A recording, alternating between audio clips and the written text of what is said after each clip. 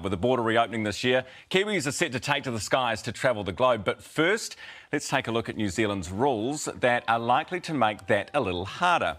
Australia's border opens to all tourists this month and no isolation is required. Meanwhile, our border opens to tourists later this year from July to October, depending on your visa, but they must still self-isolate. So anyone wanting to come here has to sit in a hotel room for 7 to 10 days. How's this going to affect travel to New Zealand? Plus, where are Kiwis wanting to travel once we finally can? Here with the latest insights is Flight Centre Managing Director David Coombs. David, good morning. Ryan.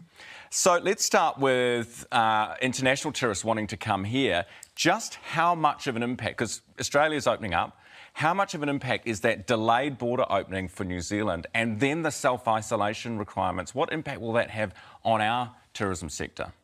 Yeah, look, I think that's a really significant impact. You can't think of too many people coming for tourism reasons who are prepared to self-isolate for 7 to 10 days. They've got to find somewhere to self-isolate and then do it. You know, I think that's okay for family coming home to visit, and that's, you know, that's great. That's a pretty small sector, and, you know, we do fear for our tourism businesses who are being left behind. Totally. What about retirees? Because that's one area I was thinking, if you are retired or perhaps if you're a backpacker, you're going to be here for 3, 6, 9 months, maybe you would stomach 7 to 10 days in isolation. Yeah, I think that's right. There are some segments, and we're actually seeing it, you know, from an outbound perspective as well, where there's a segment of our customers who are saying, actually, we think that by the time we come back, most of these requirements will be gone, so we're prepared to travel. So, you know, that's visiting friends and family, you know, being prepared to get there. We're fourth ranked in the world for having family who live overseas, foreign-born people who live in New Zealand and have family overseas. So there's a big demand for it. Right, let's talk about Kiwis wanting to get the hell out of here. 88% of us, according to your report, just want to leave. We want out. Yeah. Where do we want to go? Have you been on a holiday over the last couple of years? Yeah, I'm dying to get out of here, believe me. Yeah. But look at us when you say that. Where do we want to go? Are our routes changing after COVID? Yeah, look, they're not really. You know, we've got the tried and true. You know, what we know is that a lot of people want to take, or what's most in demand through our Travel Runway series that we ran, which is like a virtual travel expo, is a beach holiday. It's still, it's top of the list, but coming in really close behind is luxury. And we're starting to hear this expression about revenge travel, and people want to take revenge of COVID situation and everything we've been through by really saying, I've saved money over the last 2 years and now I'm ready to really get out there and do it with a little bit of style, which is exciting. You know, how much are you looking forward to get away? I know I am. Yeah, absolutely.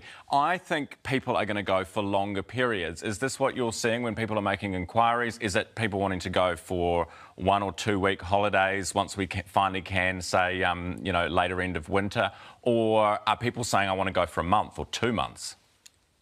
Yeah, look, it's a combination of both. What we're actually seeing, and certainly in a lot of other markets, you know, we've got, I've got colleagues in a lot of other markets where conditions have relaxed. And what we know is that the demand comes back really quickly.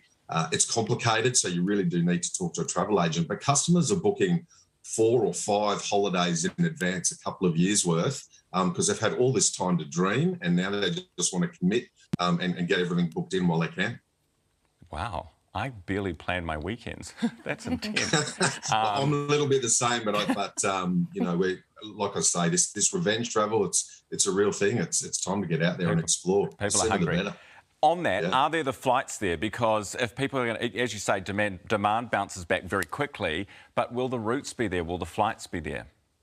Yeah, they will be, and airlines, and this is a little bit of a concern with our restrictions. Airlines load their schedules in about March. So they're identifying where they think the demand will be. There's more aircraft than demand at the moment. The airlines are prepared to spin things up, but, you know, to be able to bring visitors back to New Zealand, and then that will enable, you know, Kiwis to get out for holidays, and also our businesses to get out and take New Zealand back to the world. You know, we need to give some confidence to the airlines to bring the capacity in. But once they've got that, I don't think it'll be a problem at all. Brilliant. Great to talk to you as always, David. David Coombs, Flight Centre Managing Director with us this morning. Thank you very much for your time.